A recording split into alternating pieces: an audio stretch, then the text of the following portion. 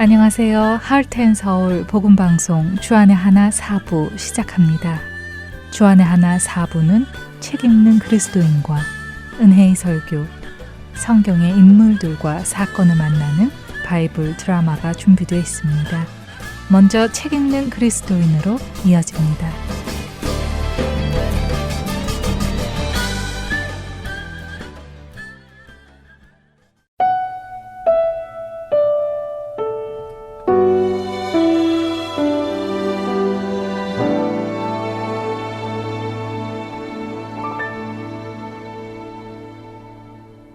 여러분 안녕하세요. 그리스도인들에게 추천해드릴 만한 신앙서적을 읽고 그 내용 속에서 생각해볼 것들을 함께 나누는 시간입니다.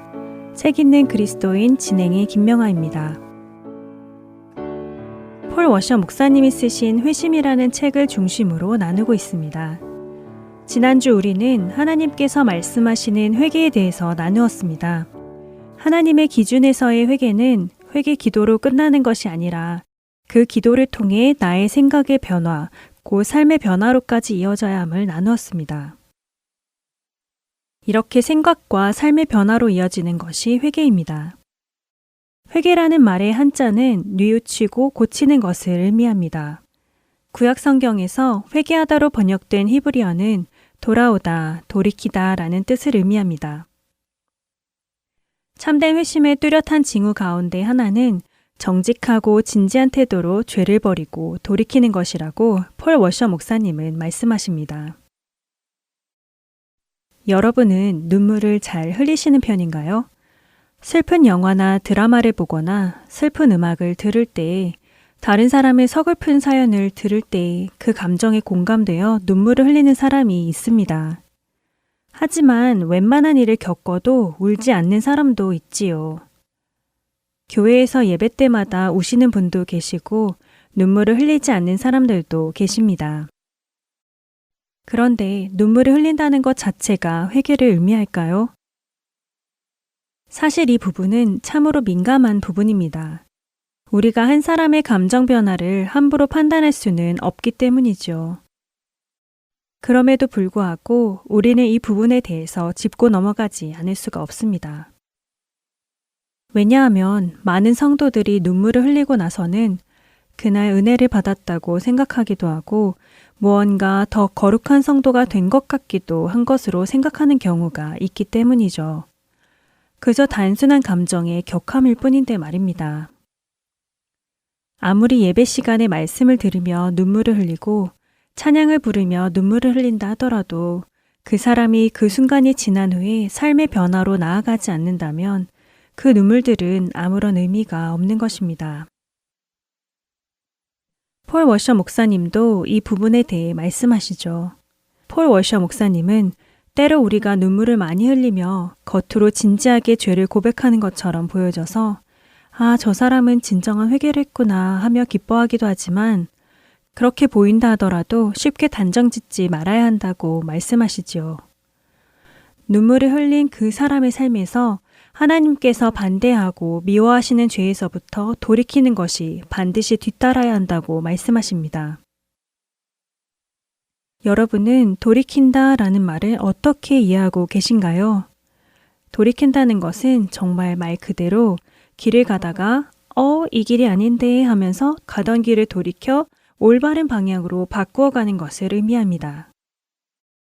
실제로 우리 주변에 참된 회개를 한 사람들의 간증을 들어보면 그들의 삶의 목표가 바뀌었음을 알 수 있습니다. 하나님을 모르고 살던 때에 성공하고 돈을 버는 것을 삶의 목적으로 삼았고 그렇기에 어떻게 하면 돈을 더 많이 벌고 어떤 일을 해야 돈을 더 벌 수 있는지 늘 돈에 대한 소유욕과 집착을 가지고 있던 성도가 하나님을 알게 된 후에는 그 목적들을 버리고는 하나님의 영광을 위해 살기로 삶의 목적이 바뀌게 됩니다. 자신들의 자녀들을 자신의 꿈과 목적으로 살며 자녀들이 성공하는 것에 모든 정성을 쏟아붓던 사람도 하나님을 알게 된 후에 그들의 꿈과 목적이 주님을 향해 바뀌는 것, 그것이 바로 돌이키는 것입니다. 그리고 이렇게 하나님으로 나의 시선이 옮겨질 때 자연스럽게 죄에 대한 인식이 구체화되기 시작합니다. 아, 돈을 사랑하는 것이 죄였구나. 돈은 하나님의 백성으로 이 땅에 살아가기 위한 도구일 뿐인데, 이제는 이 도구를 하나님의 뜻을 따라 잘 사용해야 하겠구나 하는 생각이 들지요. 또 성경을 읽어가며 그동안은 나는 저런 사람들과는 달라 하는 교만한 마음으로 성경 속의 수많은 죄인들을 정죄했지만 변화의 삶을 살기 시작하면 내가 정죄하던 그 사람들의 모습이 결국 나 자신의 모습이라는 것을 볼 수 있게 되기 시작합니다. 그래서 성경의 말씀을 통해 자신의 죄성을 보고 뉘우치게 되고 올바른 방향으로 돌이키게 되는 것입니다. 이것이 바로 성경이 말씀하시는 회개입니다. 폴 워셔 목사님은 참된 회심이 죄에서 돌이키는 것을 뜻한다는 것은 부인할 수 없는 성경의 진리라고 말씀하시지요.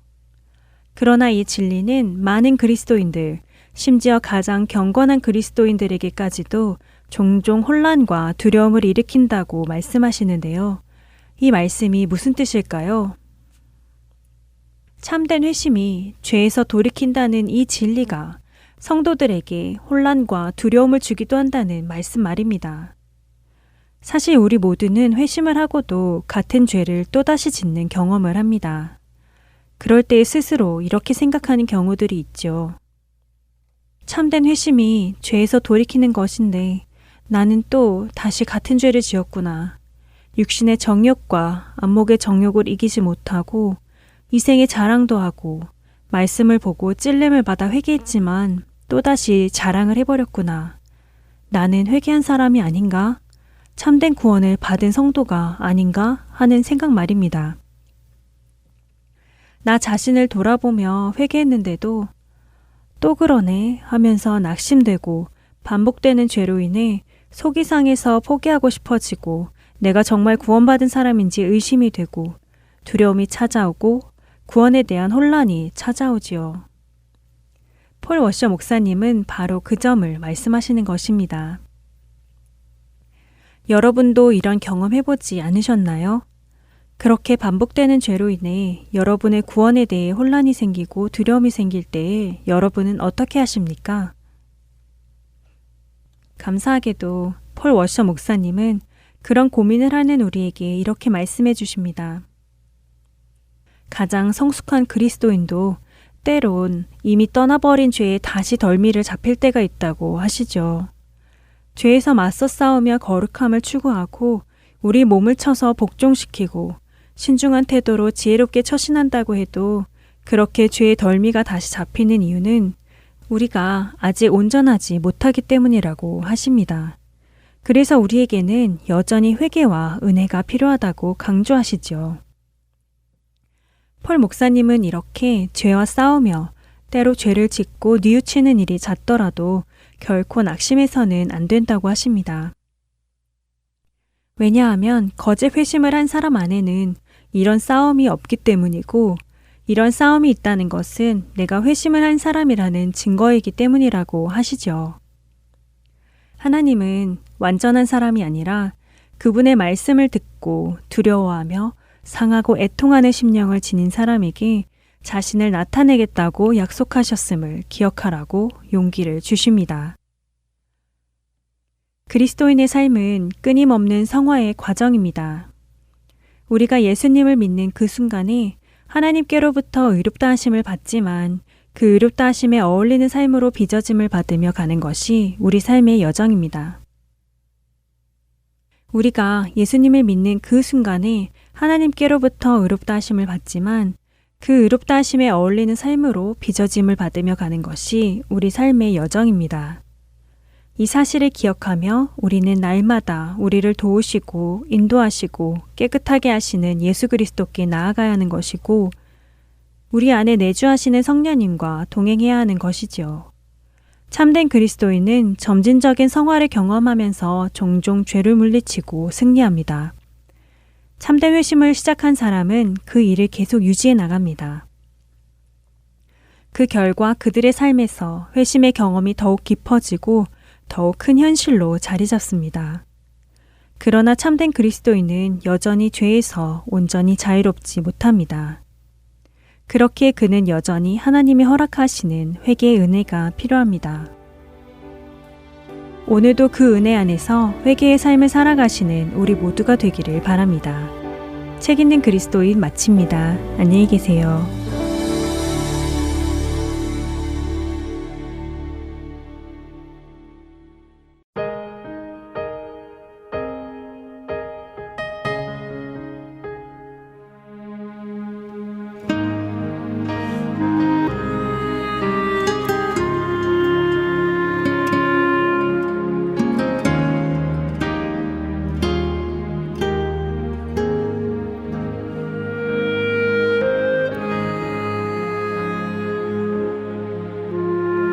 우리 죄 위해 죽으신 주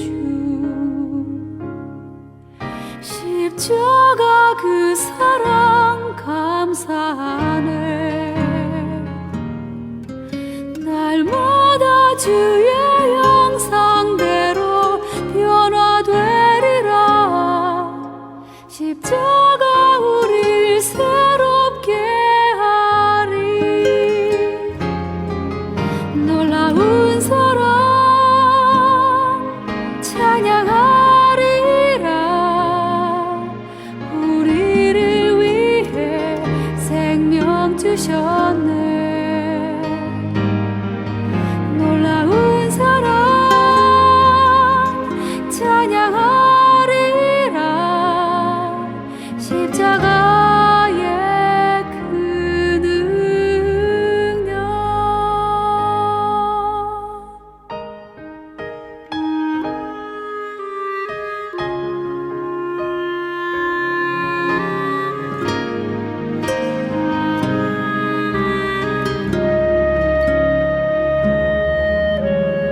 우리 죄 위해 죽으신 주 십자가 그 사랑 감사하네. 날마다 주의 형상대로 변화되리라. 십자가 우릴 새롭게 하리. 놀라운 사랑 찬양하리라. 우리를 위해 생명 주셨네. 놀라운 사랑 찬양하리라. 십자가의 그 능력. 놀라운 사랑 찬양하리라. 우리를 위해 생명 주셨네. 놀라운 사랑 찬양하리라. 십자가의 그 능력. 십자가의 그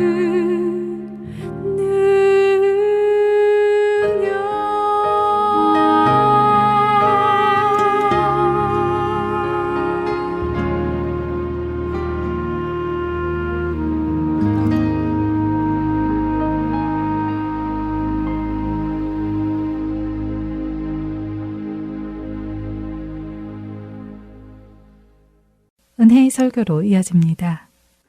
오늘은 서울 베이직 교회 조정민 목사님께서 고린도전서 15장 1절에서 11절을 본문으로 우리는 무엇을 믿는가 라는 제목의 말씀 전해 주십니다. 은혜의 시간 되시길 바랍니다. 예, 오늘 말씀은 고린도전서 15장입니다. 1절로 11절까지 말씀 같이 읽겠습니다. 시작. 형제들아, 내가 너에게 전한 복음을 너에게 알게 하노니 이는 너희가 받은 것이요 또 그 가운데 선 것이라. 너희가 만일 내가 전한 그 말을 굳게 지키고 헛되이 믿지 아니하였으면 그로 말미암아 구원을 받으리라. 내가 받은 것을 먼저 너에게 전하였노니 이는 성경대로 그리스도께서 우리 죄를 위해 죽으시고 장사 지낸 바 되셨다가 성경대로 사흘 만에 다시 살아나사 게바에게 보이시고 후에 12 제자에게와 그 후에 500여 형제에게 일시에 보이셨나니 그 중에 지금까지 대다수는 살아있고 어떤 사람은 잠들었으며 그 후에 야고보에게 보이셨으며 그 후에 모든 사도에게와 맨 나중에 만삭되지 못하여난 자 같은 내게도 보이셨느니라. 나는 사도 중에 가장 작은 자라. 나는 하나님의 교회를 박해하였으므로 사도라 칭함받기를 감당하지 못할 자니라. 그러나 내가 나된 것은 하나님의 은혜로 된 것이니 내게 주신 그의 은혜가 헛되지 아니하여 내가 모든 사도보다 더 많이 수고하였으나 내가 한 것이 아니요 오직 나와 함께 하신 하나님의 은혜로라. 그러므로 나나 그들이나 이같이 전파하며 너희도 이같이 믿었느니라. 아멘. 고린도 교회가 이렇게 여러 가지 문제가 있었죠.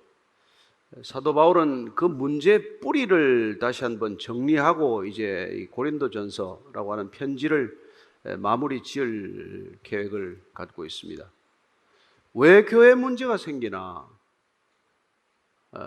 우리가 뭘 믿는다고 모였길래 교회가 소란스러워지나? 과연 교회의 본질은 무엇이며 믿음의 본질은 무엇인가? 도대체 우리가 뭘 믿기에 모였으며 무슨 믿음을 지니고 있기에 교회 안에서의 관계도 이렇게 세상처럼 얽히고 설켜 있는가? 이런 것들에 대한 아주 명백한 대답이 될 것입니다. 사도 바울은 다시 원점으로 돌아가라는 것이죠. 다시 우리의 신앙의 뿌리로 돌아가라는 것입니다. 그 자리에 서면 우리는 이 믿음이 가져다 준 잘못된 믿음, 심지어 거짓된 믿음, 헛된 믿음, 이런 것들이 안겨준 이 복잡다단한 일들이 말끔하게 정리가 될 수 있기 때문에 그런 것이죠. 따라서 오늘 이 본문 말씀은 우리 믿음의 온전한 그 모습을 드러내고 있습니다. 도대체 저와 여러분들은 뭘 믿고 있는가? 뭘 믿어야 하는가? 어떤 믿음을 붙들어야 하는가? 어떤 믿음을 죽을 때까지 지켜야 하는가? 교회가 결코 놓쳐서는 안 될 그런 본질은 무엇인가에 관한 얘기죠. 1절, 2절 말씀입니다. 시작. 형제들아, 내가 너희에게 전한 복음을 너희에게 알게 하노니 이는 너희가 받은 것이요 또 그 가운데 선 것이라. 너희가 만일 내가 전한 그 말을 굳게 지키고 헛되이 믿지 아니하였으면 그로 말미암아 구원을 받으리라. 사도 바울은 고린도 교회에 먼저 복음을 전했습니다. 알게 했다는 것이. 그는 어떤 메시지를 가지고 고린도에 왔습니다. 그리고 고린도 교회 교인들에게 그 메시지를 알게 했다고 말합니다. 그리고 너희들은, 고린도 교인들은 내가 전한 그 메시지를 받아들였다고 말합니다. 그걸 받아들였다는 거예요. 그 받아들인 메시지 위에 너희들이 서 있다고 말합니다. 근데 그 전한 메시지 위에 여러분들이 굳게 서 있지 않으면, 확실하게 서 있지 않으면, 분명하게 스탠스를 잡지 않으면, 그리고 그걸 헛되이 믿게 되면, 그러면 넘어진다는 거예요. 실족한다는 것입니다. 그렇지, 교회에 일어나는 모든 일들은 믿음에서 벗어난 데 따른 그런 부작용들이죠. 우리가 지켜야 할 것을 지키지 않으면, 붙들어야 할 것을 끝까지 붙들지 않으면 제대로 서 있을 수 없다는 것이죠. 마치 강풍이나 태풍이나 폭풍이 몰아닥칠 때 우리가 넘어지지 않기 위해서 큰 나무를 붙들고 있다면, 어떤 큰 기둥을 붙들고 있다면 그걸 끝까지 붙들어야 바람에 날아가는 일이 없을 것 아니겠습니까?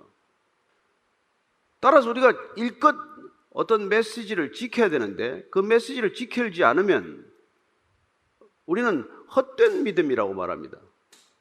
오늘 중요한 바울의 표현을 보면은 어떤 전한 메시지를 받아들였다는 것과 그것을 믿는다는 것과 동일하게 표현하고 있습니다.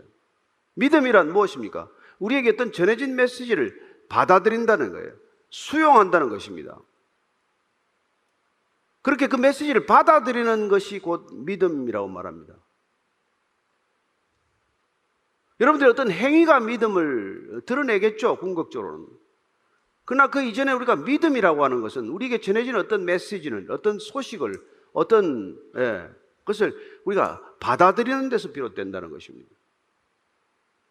오늘 바울은 우리가 그걸 받아들이는 것이 무엇이냐? 그게 복음이라고 말하는 것이죠. 우리가 받아들인 그 소식이 복음이라고 말합니다. 그러니까 우리가 끝까지 붙들어야 할 게 뭐냐? 교회가 어떤 상황에 휘둘리더라도 놓쳐서는 안 될 게 뭐냐? 우리에게 어떤 고난과 환난이 오더라도 우리가 놓쳐서는 안 될 게 뭐냐? 그 한 가지가 있다면 그건 복음이라는 거예요.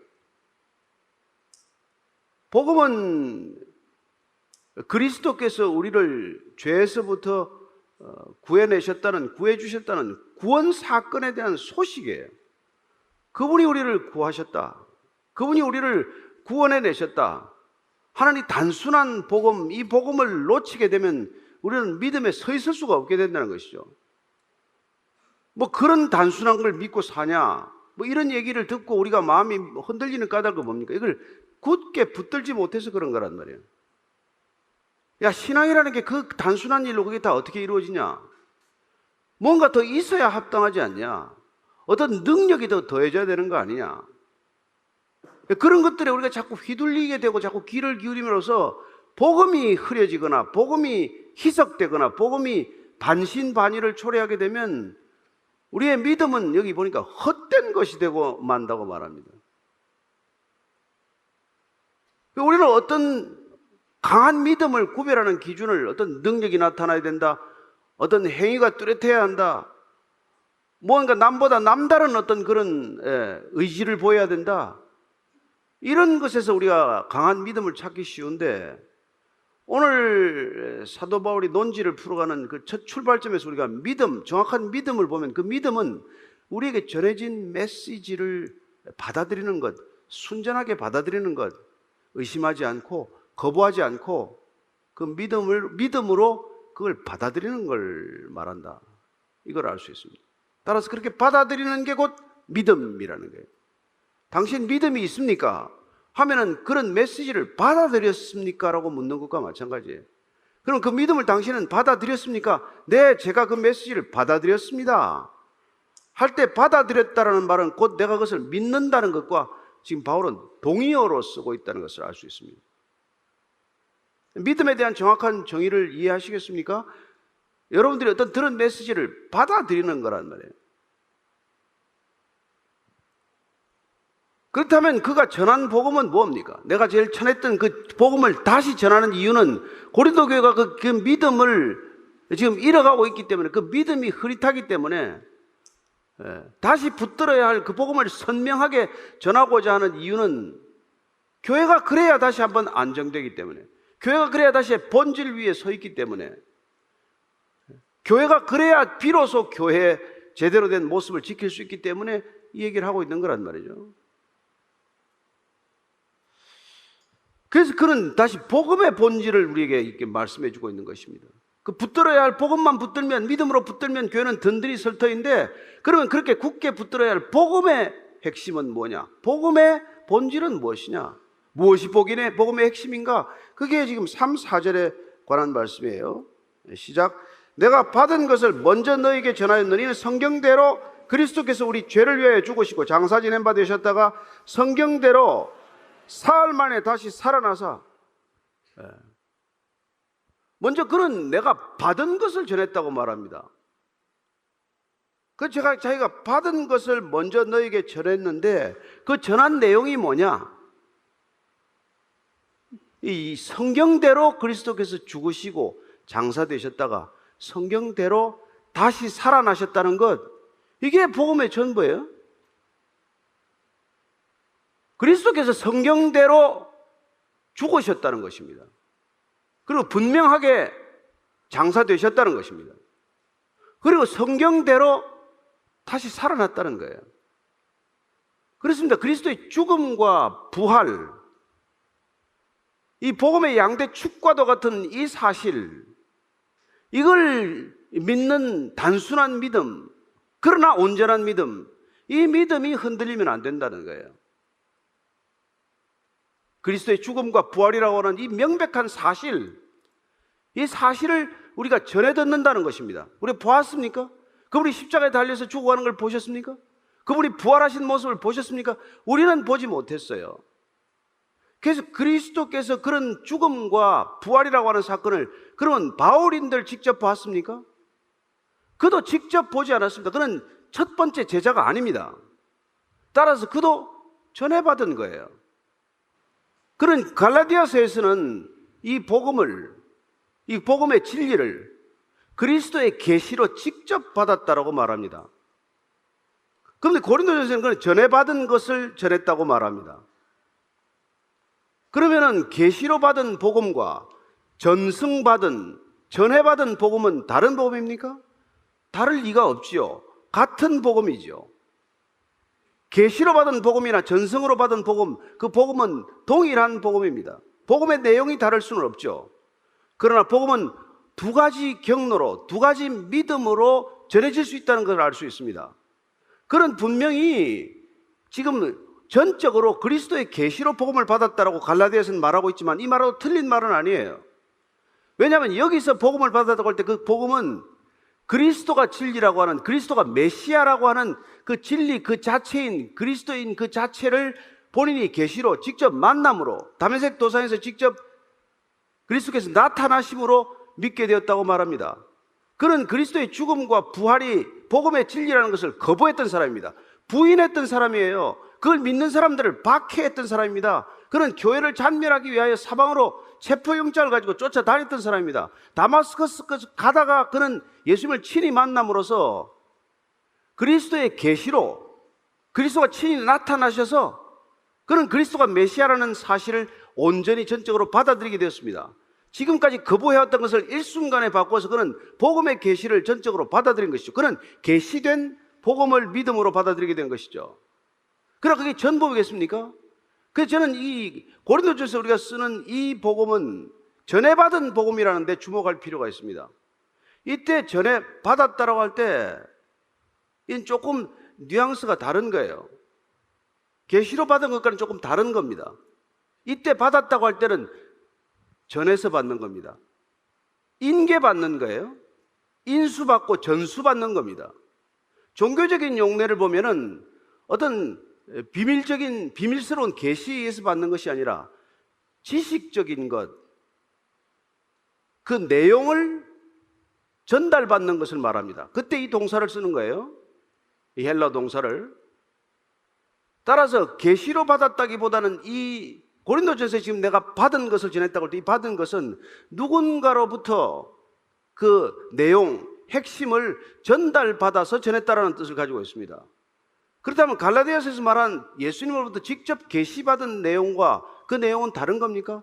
아니요, 동일한 내용이지만 바울은 예수님께서 직접 계시받은 내용만 가지고는 사도 노릇을 할 수 있는 것입니까? 못하죠. 그는 어떻게 보면은 내가 다메섹에서 예수를 만났습니다. 나를 이방인에게 보낸다고 말씀하셨습니다. 그것만 전하고 다닌다면 그는 간증 집회밖에 할 게 없겠죠. 바울은 유명한 간증하는 부흥사가 됐을 것입니다.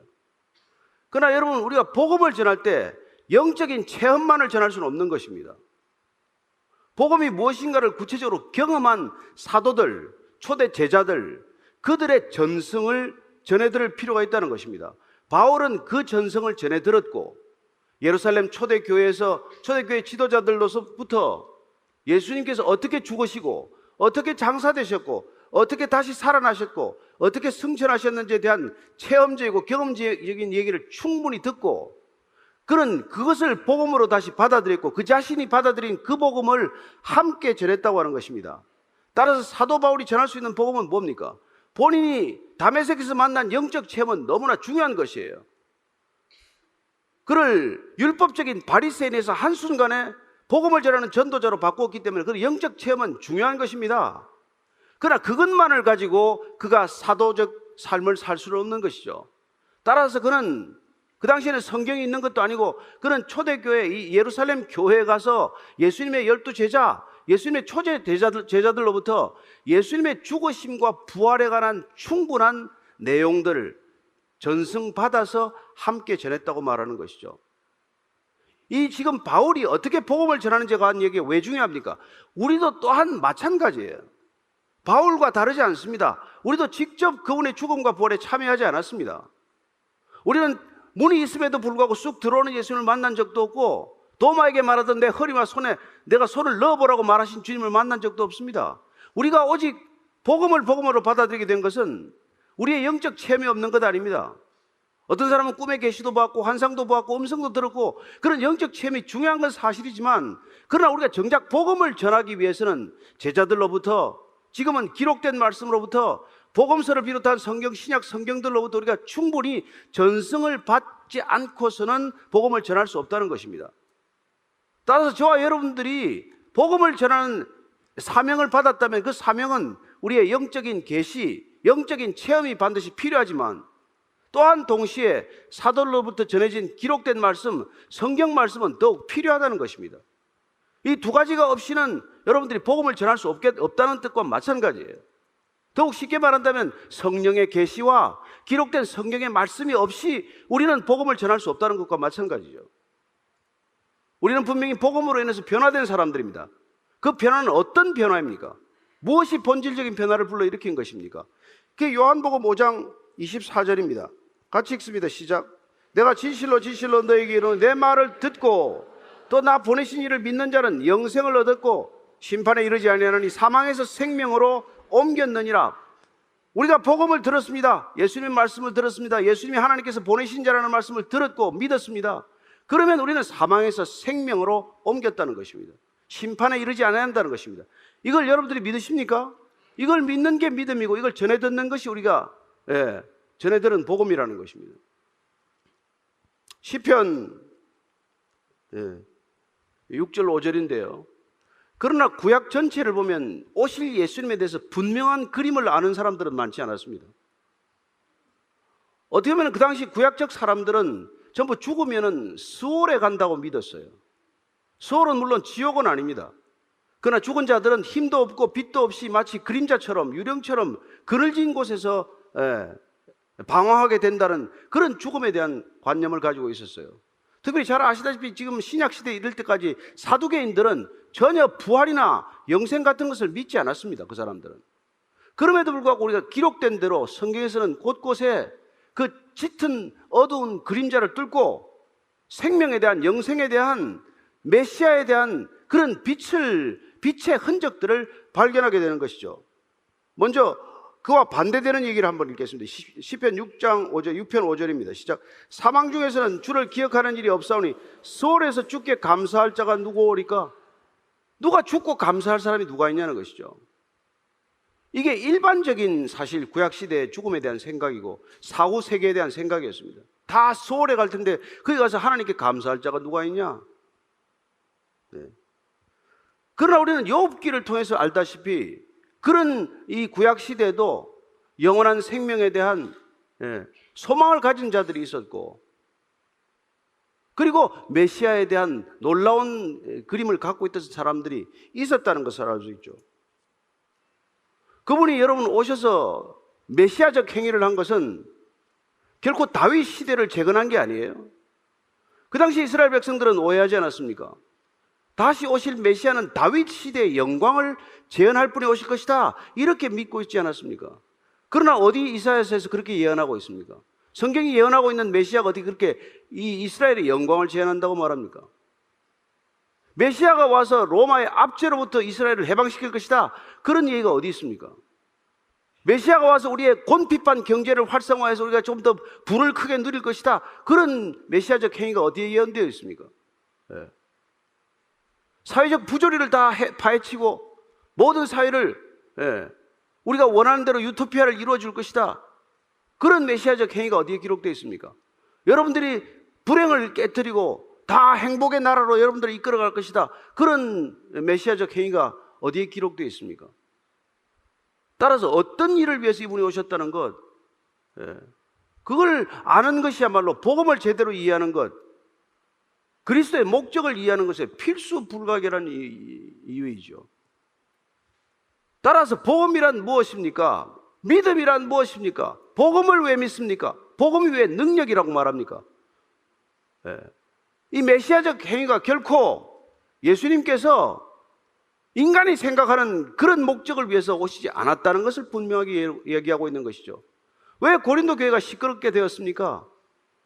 그들이 생각하는 메시아는 그들 자신의 문제를 해결하는 메시아고, 인간의 죄 문제는 그대로 덮어둔 채 인간의 능력이나 인간의 노력이나 인간의 야망이나 이런 것들을 성취시켜 줄 수 있는 메시아로 착각했기 때문에 일어난 소란들이라는 것입니다. 그러나 잘 알다시피 여러분, 죄 문제가 해결되지 않고 어떤 교회가 교회의 본질을 이렇게 이루어갈 수 있습니까? 죄는 그대로 덮어준 채, 여러분 쓰레기는 그대로 덮어준 채 어떤 집이 대궐인들 무슨 소용이 있습니까? 집이 100평이면 뭐하고 20층짜리 빌딩이면 뭐합니까? 방 안에 쓰레기가 가득 있다면 그게 무슨 소용이 있습니까? 그분이 왜 메시아입니까? 왜 메시아적 행위로 그분은 죽으심과 부활을 택하셨습니까? 그게 왜 하나님의 영원한 지혜라고 말합니까? 인간에게 가져다 준 것이 무엇입니까? 우리는 여전히 그분을 통해서 우리의 개인적인 성취나 욕망의 야망의 달성을 생각할지 모르겠지만, 주님께서는 오늘 단 한 가지, 그분께서 오신 목적, 그분께서 죽으시고 부활하신 목적은 오직 단 한 가지, 구원의 목적은 단 한 가지, 우리의 죄를 위하여 오셨다고 말하는 것이고, 죄 사함을 위하여 죽으시고 부활하셨다고 말하고 계신 것이죠. 이 출발점을 놓치면 마치 첫 단추를 잘못 꿰는 것과 마찬가지죠. 이 첫 단추를 잘못 꿰면 여러분, 이 모든 옷을 다 입은 게 무슨 소용입니까? 그러니까 이 죄 문제로부터 해결되지 않은 사람은 아무리 모여봐야, 아무리 있어봐야 소용이 없는 것이죠. 그리고 그분은 성경대로 본인이 죽으셨다는 것, 죽어야 한다는 것, 죽고 나서 사흘 만에 부활해야 한다는 것도 미리 말씀해 주셨어요. 마태복음 12장 40절입니다. 시작. 요나가 밤낮 사흘 동안 큰 물고기 뱃속에 있었던 같이 인자도 밤낮 사흘 동안 땅 속에 있으리라. 왜 사흘입니까? 여러분, 중동 지방에서 사흘이 지나야 시체가 썩기 시작하기 때문에 그래요. 사흘이 인된다는 것은 더 이상 소생의 가능성이 없다는 시간을 말합니다. 인간의 절망이 끝난 것, 온전한 죽음이 확인되는 시간이 사흘이기 때문에 사흘 뒤에 부활한다고 말하는 것이죠. 그렇습니다. 부활은 온전히 죽어야 부활하는 것입니다. 그러나 초대교회 많은 이단들이 그분께서 죽은 것은 환상이다, 환영이다. 왜? 그분은 그 사람들은, 이단들은 예수님의 충분한 인성, 온전한 인성과 신성을 받아들이지 않았기 때문에 그런 것이죠. 어떻게 하나님이 죽을 수 있냐? 그래서 예수님께서는 성경대로 죽으시고 성경대로 다시 살아나셨다도 원문에 보면은 일으키셨다로 되어 있어요. 일으키셨다. 수동태로 되어 있어요. 일으키다는 것은 주어가 하나님입니다. 하나님께서 그를 일으켰다는 거예요. 그걸 우리는 그냥 다시 살아나셨다라고 해석하고 번역하고 있지만, 하나님께서 그리스도를 일으키셨다. 그래서 그걸 신적 수동태라고 말합니다. 히브리인들이 야훼라는 이름을 입에 올리기를 주저했기 때문에, 두려워했기 때문에 하나님의 이름을 입에 올리지 않고 하나님이 행하신 행위를 설명하는 방법이 그런 신적 수동태라는 어법이에요. 하나님께서 그리스도를 살리셨다 이렇게 말하지 않습니다. 그리스도께서 일으켜졌다 라고 표현하는 것은 곧 하나님께서 그를 다시 살리셨다는 말을 표현하는 방법이라는 것이죠. 그래서 하나님께서 우연히 인기된 게 아니라는 것이죠. 따라서 이 구원이란 어떤 일입니까? 하나님께서 정말 천지를 창조하시기 전부터 그분의 섭리와 계획 속에 다 포함된 일들이라는 것을 말하고 있는 것이죠. 성경을 통해서 이미 다 예언된 일이고, 그리스도의 죽으심과 부활은 인간을 이 땅에 지으시기 전부터 하나님의 계획 속에 있는 일이라는 것을 우리가 충분히 알 수 있는 것이죠. 누가 보았습니까? 이 증언할 수 있는 증인들이 누굽니까? 이 뒤에는 지금 그 증인들의 기록이에요. 목록이에요. 도대체 누가 이걸 보았냐는 겁니다. 왜냐하면 증언을 하는 사람이 누군가에 따라서 증언의 혈액이 나타나지 않습니까? 직접 보아야 증언의 혈액이 있지 않습니까? 그 사람들의 목록이에요. 5절부터 8절까지입니다. 게바에게 보이시고 후에 12제자에게와 그 후에 500의 형제에게 일시에 보이셨나니 그 중에 지금까지 대다수는 살아있고 어떤 사람은 잠들었으며 그 후에 야고보에게 보이셨으며 그 후에 모든 사도에게와 맨 나중에 만삭되지 못하여 난 자 같은 내게도 보이셨느니라. 게바를 첫 증인으로 내세웠어요. 왜요? 마리아가 첫 증인이죠. 근데 바울은 의도적으로 게바를 먼저 내세웠습니다. 그는 헬라 세계의 고린도 교회에 이 편지를 보냅니다. 유대인들도 여성의 증언 능력을 믿지 않았지만 헬라인들은 더욱 심했습니다. 굳이 여성 증인을 먼저 내세워서 시비를 일삼을 거 없는 것이죠. 어쨌건 게바는 더욱더 상징적인 인물입니다. 그는 예수님을 부인했던 사람입니다. 아주 강렬하게 저주하며 부인했던 그 게바에게 먼저 나타났다고 지금 기록하고 있는 것이죠. 그게 예수님의 신성이요 그리스도의 사랑이라고 말하고 있는 것이죠. 그게 복음의 능력이라고 말하고 있는 것이죠. 자기를 부인하고 저주했던 그 제자에게 먼저 찾아가셨다. 여러분, 그게 복음 자체의 성격을 바로 설명해 주는 얘기 아닙니까? 누가 우리를 욕하는 사람한테 찾아갑니까? 조금만 뒷얘기해도 안 찾아가지 않습니까? 비난하는 사람을 누가 용서합니까? 그러나 예수께서는 저주하고 돌아섰던 제자에게 먼저 찾아가셨다. 그 얘기를 기록하고 있는 것이죠. 그 다음에 12제자, 왜 12입니까? 가룟 유다는 이미 빠졌는데. 그러나 그 당시 이미 12제자는 초대 제자를 통칭하는 일종의 고유 명사와도 같은 그런 명사가 되고 만 것이죠. 12제자, 12제자, 12이라는 온전수 아닙니까? 완전수. 이스라엘 전체 백성을 대신하여 부른 12제자는 12지파를 상징하는 것이고 이스라엘 전체 백성을 부르신 거랑 마찬가지죠. 12제자에게 다 보이셨다는 것입니다. 그 다음에 500여 형제는 우리가 성경에 찾을 수가 없어요. 500명이 일시에 예수님을 보았다는 기록은 어디에도 찾을 수가 없습니다. 그러나 바울이 이걸 헛되게 적었겠어요? 그래서 성경학자들은 이게 아마 500여 명이 일시에 나타났던 것은 갈릴리라고 추측을 합니다. 그러나 어디도 확인할 수는 없죠. 그러나 바울은 그 500여 명들에게 일시에 나타났던 예수님을 보았고 그 중에서 보았던 증인들 중 대다수는 살아있기 때문에 여러분들이 확인할 수 있다라고 기록하고 있습니다. 바울의 기록을 우리가 지금까지 하나도 거침없이 거짓 없이 믿을 수만 있다면 이 기록도 거짓된 내용이 아니라는 것을 믿을 수 있겠죠. 그렇게 한꺼번에 나타났던 적이 있다는 것입니다. 어떤 사람들은 잠들었지만 그 후에 야고보에게 보였다. 야고보는 예수님의 동생을 말합니다. 예수님의 동생도 베드로처럼 강력하게 예수님을 부인했던 사람입니다. 그는 이복 형인 예수를 믿지 않았습니다. 아니, 야고보도 예수님을 욕했던 사람입니다. 정신 빠진 사람이라고 비난했던 사람이에요. 그러나 부활하신 예수님을 보았기 때문에 그는 초대교회 지도자로 초대되었고 야고보서를 기록한 제자가 된 것이죠. 그도 또한 사도로 기록된 것입니다. 그 후에 모든 사도에게 맨 나중에 만삭되지 못하여 난 자 같은 내게도 보였니라. 사도 바울 자기는 맨 끝에 기록되고 있습니다. 그러나 역시 그 자신도 사도라는 것을 기록하고 있는 것이죠. 그는 자기 자신에 대한 비난이 있다는 것을 잘 알았던 사람입니다. 그의 사도직에 대해서 반신반의하고 문제를 삼았던 사람들이 적지 않다는 것을 잘 알고 있었던 사람입니다. 그래, 만삭나지 못하여 난 자 같은 부족한 사람이지만 덜 떨어진 사람 같지만 분명히 자기는 예수님의 보내심을 받은 사람이라고 기록하고 있고 확신하고 있는 사람을 알 수 있죠. 저는 그 부분에서 사도 바울이 놀랍게도 아주 진솔하게 진지하게 이 얘기를 하고 있는 것이죠. 에베소 3장 8절 9절 말씀입니다. 시작. 모든 성도 중에 지극히 작은 자보다 더 작은 나에게 이 은혜를 주신 것은 측량할 수 없는 그리스도의 풍성함을 이방인에게 전하게 하시고 영원부터 만물을 창조하신 하나님 속에 감추어졌던 비밀의 경륜이 어떤 것을 드러내려 하게 하심이라. 그는 지극히 작은 자보다 더 작은 자에게, 이런 표현을 쓰죠. 그리고 또 사도 중에 가장 작은 자다, 이런 표현을 씁니다. 이 겸손은 자기를 비하하는 표현이 아닙니다. 오히려 하나님의 위대하심, 은혜의 위대하심을 증언하는 표현이죠. 이런 자를 하나님께서는 용서하셨다. 이런 자를 그리스도께서 찾아오셨다. 이런 자를 그리스도의 사도로 보내셨다. 여러분, 이게 위로가 되고 격려가 될 줄로 믿습니다. 사도 바울이 그런 자라면, 교회를 그렇게 박해하고 교회를 그렇게 핍박한 자도 회개하면, 돌이키면 사도로 쓰실 수 있는데, 저와 여러분들이 교회를 위해서 무슨 대단한 죄도 안 지었다면 못 쓰실 일이 없죠. 저는 여러분들이 돌이키기만 하면, 예수님께 드리기만 하면 예수님께서는 기쁘게 오병이의 기적을 베푸시듯 쓰실 줄로 믿으시기 바랍니다. 그분의 사랑이요, 그분의 능력이요, 그분의 은혜의 특징이라는 것이죠. 10절 11절입니다. 시작.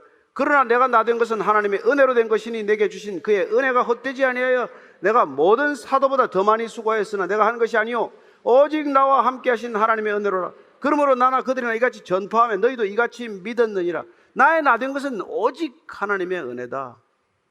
예. 그렇게 얘기하고 나서 나는 모든 사도보다 더 많이 수고하였다. 교만과 자랑의 얘기가 아닙니다. 이 얘기를 여러분이 곰곰 묵상해 보면 아마 이런 뜻일 것입니다. 그냥 일반 사도들이 복음을 전하는 것보다 사도 바울이 복음을 전하는 것은 훨씬 어려운 일입니다. 저 사람 뭐야? 저 사람 교회를 잔멸한 사람 아니야? 교회를 박해하던 사람인데 지금 도대체 갑자기 왜 저러는 거야? 따라서 그는 다른 모든 사도보다도 더 많이 애쓰고 수고하지 않으면 복음이 전해지지 않았다는 것을 알았던 사람이죠. 남보다 더 많이 수고하지 않으면 복음을 전할 수 없다는 것을 본인 스스로 깨달은 사람이죠. 그래서 남보다 더 수고했다는 것을 자랑하는 것이 아니라 동일한 복음을 전하기 위해서 남보다 더 많은 수고가 필요했다는 것을 얘기하는 거랑 마찬가지라는 것입니다. 그렇게 수고할 수 있는 능력을 누가 주셨다고요? 그것마저도 하나님께서 은혜로 주셨기 때문에 더 많은 수고를 감당할 수 있는 은혜를 하나님께서 주셨다는 것을 다시 한번 강조하고 있는 것이죠. 그는 믿음으로 낳은 제자요 아들인 디모데에게 이렇게 고백하고 있습니다. 디모데전서 1장 15절 16절 읽고 정리하겠습니다. 시작. 미쁘다 모든 사람이 받을 만한 이 말이여 그리스도 예수께서 죄인을 구원하시려고 세상에 임하셨다 했도다. 죄인 중에 내가 괴순이라. 그러나 내가 긍휼을 입은 까닭은 예수 그리스도께서 내게 먼저 일체 오래 참으심을 보이사 후에 주를 믿어 영생 얻는 자들에게 본이 되게 하려 하심이라. 지금 제자 디모데에게 고백하고 있는 거예요. 나는 죄인 중에 괴수다. 맞다.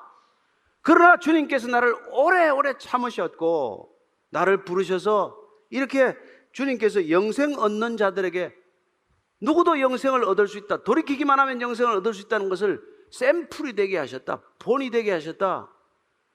그러니 예수님께서 이렇게 말씀하고 계신 것이나 마찬가지 아니냐. 보라. 저 바울을 보라. 구원받지 못할 자가 어디 있느냐. 저 바울을 보라. 바울처럼 회심하는 자들을 쓰지 못할 자가 어디 있느냐. 이렇게 말씀하시는 거나 마찬가지 아니냐. 그런 뜻을 우리가 읽을 수 있는 것이죠. 저는 여러분들이 오늘 이 바울의 복음에 대한 이 절규를 들으면서 그 복음의 능력에 사로잡힌 자가 되기를 축원합니다.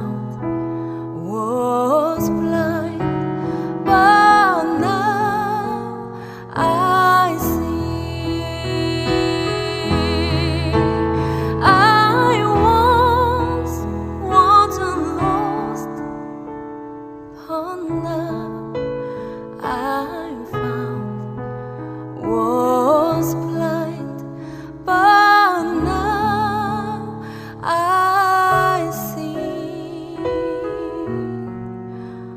Was blind, but now I see.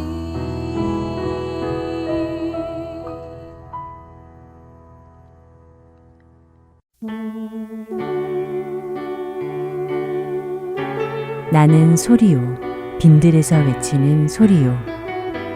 주의 길을 곧게 하라고 광야에서 외치는 자의 소리. 할텐서울 복음선교회에서는 복음사역에 함께 동참하실 분을 찾습니다. 봉사로, 기도로, 후원으로 예수님을 전하고 생명을 구하는 일에 동참하실 분들은 전화번호 602-866-8999로 연락 주시기 바랍니다. 나는 소리요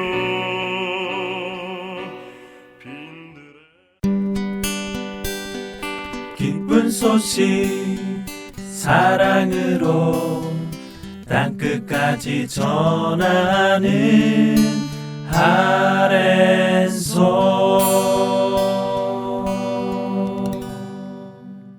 성경 속의 인물들과 사건을 만나는 바이블 드라마로 이어집니다.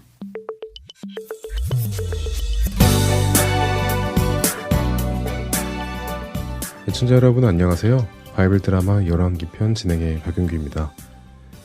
하나님께서 하지 말라고 하신 일들을 하기 시작한 솔로몬. 그는 점점 더 하나님의 말씀을 떠나가기 시작했습니다.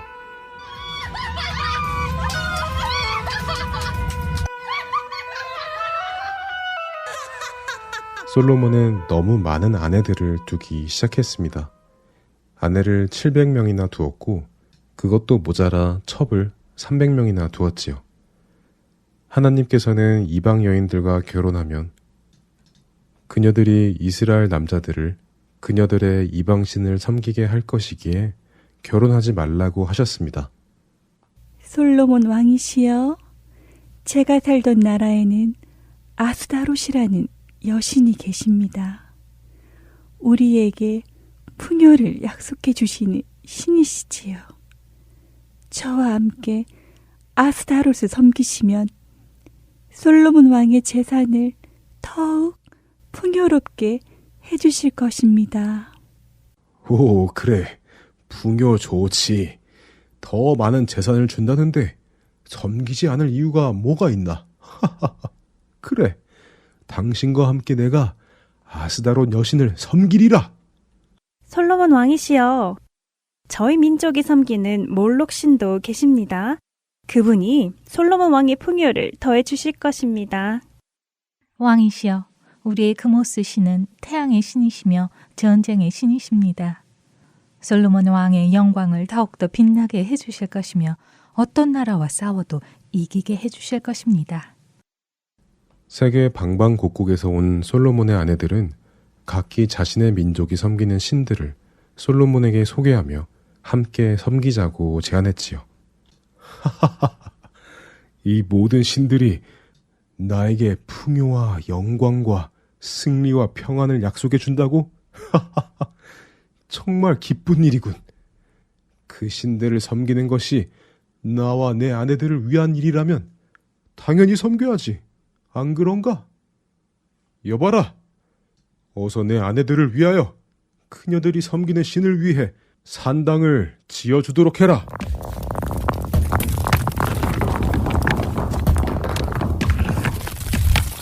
솔로몬은 이렇게 예루살렘 주변에 자신의 아내들이 섬기고자 하는 신들의 산당을 지어주기 시작했고 그녀들과 함께 그 신들을 섬기기 시작했지요. 하나님께서는 이렇게 하나님의 말씀을 떠나 우상을 섬기기 시작하는 솔로몬을 보고 마음이 아프셨습니다. 솔로몬아, 솔로몬아. 영적으로 깊이 잠들어 있던 솔로몬은 하나님의 음성에도 잘 깨어나지 못했습니다. 솔로몬아, 누가 내 이름을... 솔로몬아. 여호와 하나님이시군요. 네. 말씀하시옵소서. 솔로몬아, 나를 향한 너의 마음이 어디 있느냐? 내가 어찌 나의 말을 너의 곁에 두지 않고 내가 하지 말라고 한 이방신을 섬기고 있느냐? 그거 말입니까? 그거야 아내들을 기쁘게 해주어야 가정이 평안하고, 가정이 평안해야 나라도 평안하고, 또 아내들의 나라들과의 관계도 평화롭게 잘 유지해 나갈 수 있는 건 아니겠습니까? 하나님께서 책에 주신 지혜로 제가 나라를 잘 다스리고 있는 것입니다. 솔로몬아, 너에게 있는 그 모든 평안함이 나로부터 오는 것을 모르느냐? 내가 너를 세우고 너를 지키고 나의 백성을 지키느니라. 너는 이방의 신들을 섬기는 일을 멈추어라. 네, 알겠습니다. 사실 제가 섬기는 분은 오직 여호와 하나님뿐인 것을 아시지 않습니까? 그 신들은 그냥 형식적인 것이지요. 아내들에게 보여주는 식으로 말입니다. 너무 걱정하지 않으셔도 됩니다. 솔로몬아, 내 말을 기억하고 우상을 섬기는 일을 멈추도록 하여라. 그리하지 않으면 내가 가지고 있는 모든 것들을 잃게 될 수 있느니라. 하나님께서는 솔로몬에게 2번이나 이렇게 나타나셔서는 그에게 이방의 신들을 섬기는 것을 멈추라고 경고하셨습니다. 하지만 솔로몬은 하나님의 그 말씀을 귀담아 듣지 않았습니다. 그는 계속해서 자신의 아내들의 신들을 섬겼지요. 솔로몬아. 네, 하나님. 또 부르시는군요. 너는 나와 맺은 언약을 어기고 내가 명령한 다른 신을 섬기지 말라는 말을 지키지 않았다. 내가 그동안 너에게 여러 번 경고했음에도 불구하고 너는 내 말에 순종하지 않았다. 그리하여 내가 반드시 이 나라를 너에게서 빼앗아 너의 신하에게 줄 것이다. 그러나 너의 아버지 다윗이 슬퍼할 것을 생각해서 내가 너의 때에는 그 일을 하지 않고 너의 아들의 때에 그의 손에서 너의 나라를 빼앗을 것이며, 비록 빼앗았더라도 모든 나라를 빼앗지는 않고 내 종 다윗과 내가 택한 예루살렘을 위해 한 지파는 너의 아들에게 주어 다스리도록 할 것이다. 하나님께서는 솔로몬에게 여러 번 경고를 하셨음에도 솔로몬이 듣지 않자 결국 솔로몬에게 하나님의 결정을 말씀하셨습니다. 그럼에도 불구하고 솔로몬은 여전히 마음을 하나님께로 돌리지 않았지요. 바이블 드라마 열왕기 편 다음 시간에 뵙겠습니다. 안녕히 계세요.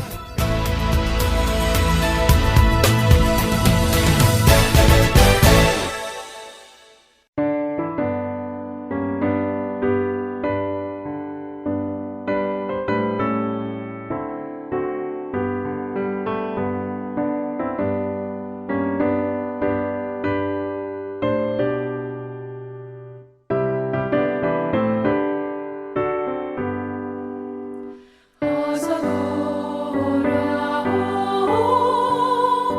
어서 돌아와노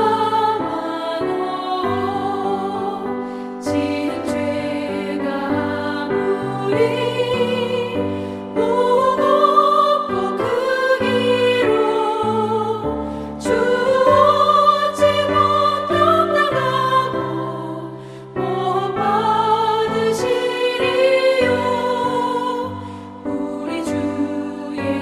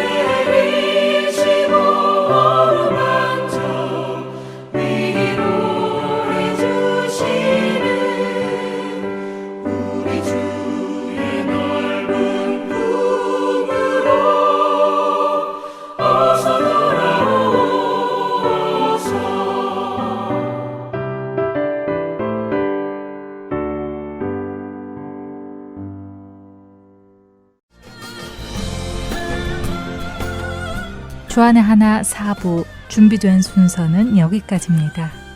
언제나 주 안에서 기뻐하며 감사하는 하루하루가 되시길 소망하며 다음 이 시간 다시 찾아오겠습니다.